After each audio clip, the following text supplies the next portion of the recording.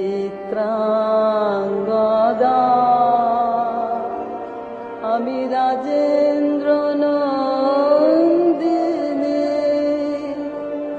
নহি দেবী নহি সামান্য নারী, আমি চিত্রাঙ্গদা। পূজা করি মোরে রাখিবে ঊর্ধ্বে, সে নহি নহি হেলা করি মোরে রাখিবে ইছে, সে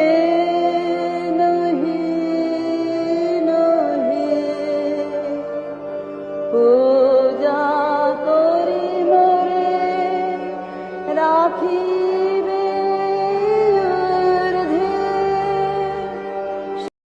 যদি তোর ডাক শুনে কেউ না আসে, তবে একলা চলো রে, তবে একলা চলো, একলা চলো, একলা চলো, একলা চলো রে, তবে একলা চলো, একলা চলো, একলা চলো, একলা চলো রে।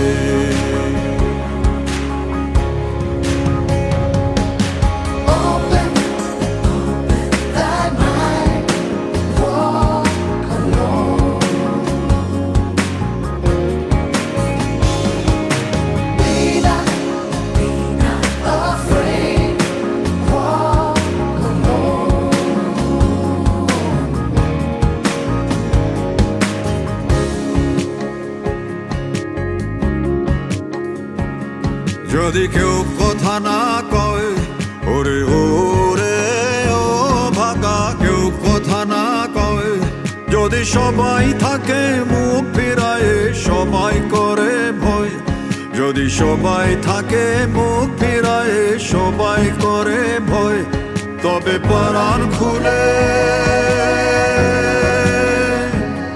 তবে পরাণ খুলে তুই মুখ ফুটে তোর মনের কথা একলা বলো রে, ও তুই মুখ ফুটে তোর মনের কথা একলা বলো রে। যদি তোর ডাক শুনে কেউ না আসে, তবে একলা চলো রে।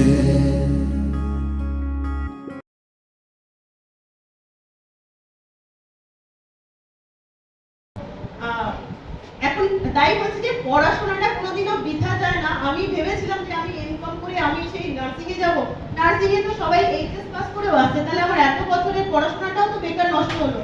কিন্তু মাঝে মাঝে ভাবি কিছু নষ্ট হয় না, পড়াশোনার একটা আলাদা গুণ আছে, যেখানে হয়তো ওখানে আমাকে সবাই সম্মানও করে, কারণ আমি এত, ওরা সব এইচএস পাস হয়তো, কিন্তু আমি ওদের থেকে হায়ার এডুকেটেড বলে আমাকে সবাই একটা আলাদা সম্মানও করে। তো সেটা পাওয়াটা যথেষ্ট, তার জন্য আমাকে ভালো চাকরি পেতে হবে, বা আমি এই চাকরিটার জন্য আমি হ্যাপি নই। এখন আমার ভালো লাগে কারণ আমি একদম সামনে থেকে মানুষদের হেল্প করতে পারি, মানুষদেরকে দেখতে পাচ্ছি। কত মায়েরা আসে, কত অসুস্থ লোকেরা আসে, তারা যখন ভালো হয়ে আমাদের হসপিটাল থেকে যায়, আমাদের আশীর্বাদ করে যায় বা আমাদের জন্য মিষ্টি দিয়ে যায়, তখন মনে হয় এটা আমাদের অনেক পাওনা। কি করি আসলে, এতক্ষণ ধরে আমি ভীষণ মন দিয়ে শুনছিলাম সব কথা। তবে কথা শুরুর আগে যেটা আমি সবাইকে আমার তরফ থেকে মঞ্চে যারা রয়েছি আজকে আমরা বিজয়ীর দল, সকলের তরফ থেকে অনেক অনেক শুভেচ্ছা, আন্তরিক শুভেচ্ছা জানাই। এবং অবশ্যই কিছু ইন্সপিরেশন, সেই কথাই কিন্তু আমরা বারবার করে বলছি, যারা যা ঘটনাগুলো বলছে সবই কিন্তু যারা রয়েছে ছাত্রছাত্রীরা বসে তাদের মধ্যে আরেকটু উৎসাহ যাতে পারে, এবং শুধু উৎসাহ পড়াশোনার জন্য নয়, জীবনকে মোটিভেট করা, জীবনের লক্ষ্যটাকে স্থির করা, কি করতে চাই সেই দিকটাতে যাতে আমার ফোকাসটা ঠিক থাকে, তার জন্যই এই উৎসাহ। বলবো, বিশেষ করে বলবো কারণ আমার এখনো মনে পড়ে আমার ইউনিভার্সিটি অল ইন্ডিয়া ছিল, আর ওখানে আমি সিলেক্ট হই ফার্স্ট প্লেয়ার। তো আমি ম্যাডামকে এসে এটা বলেছিলাম এবং স্যারকেও বলেছিলাম যে স্যার এরকম এরকম ব্যাপার, তো আমার তো প্র্যাকটিক্যাল পরীক্ষা ওই টাইমে ক্ল্যাশ করে যাবে, ইউনিভার্সিটির অল ইন্ডিয়াও খেলা আর আমার গ্র্যাজুয়েশনের পরীক্ষা। তো ওনারা কিছু আমার কোনো দ্বিধা করেনি, ওনাদের একটি মিটিং ছিল, ক্যালকাটা ইউনিভার্সিটিতে। ওখানে রিকোয়েস্ট করার পরে দুটো কথা ইউনিভার্সিটি থেকে ওনাকে বলেছিল যে ঠিক আছে আমরা ওই ডেটটা হয়তো সেম ডেট রাখবো না যেহেতু ক্ল্যাশ করছে, কিন্তু ওকে এইটা বলে দেবেন যে যেদিন আসবে হয়তো পরের দিনও ওকে পরীক্ষা দিতে হতে পারে। এবং আমার সাথে সেটাই হয়েছে। এবং আমি স্যারের কাছে মানে এগুলো না, এই ঋণগুলো পূরণ হয় না কোনোদিন।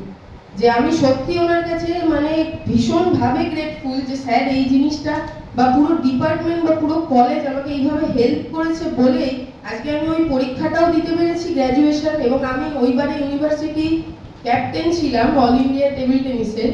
আমরা ওখান থেকে মেডেলও নিয়ে আসি ইউনিভার্সিটির জন্য। থেকে 18 আমার এমএসসি শেষ হয় এবং 2019-এ আমি একটা চাকরিতে ইন্টারভিউ দিই। আমরা ইন্টারভিউ দিয়েছিলাম প্রায় 25 জন। আমি এটা একটু স্টুডেন্টদের উদ্দেশ্যেই আমি ইনফর্ম করছি, কারণ না তোমরা এরকম কথা প্রচুর শুনবে।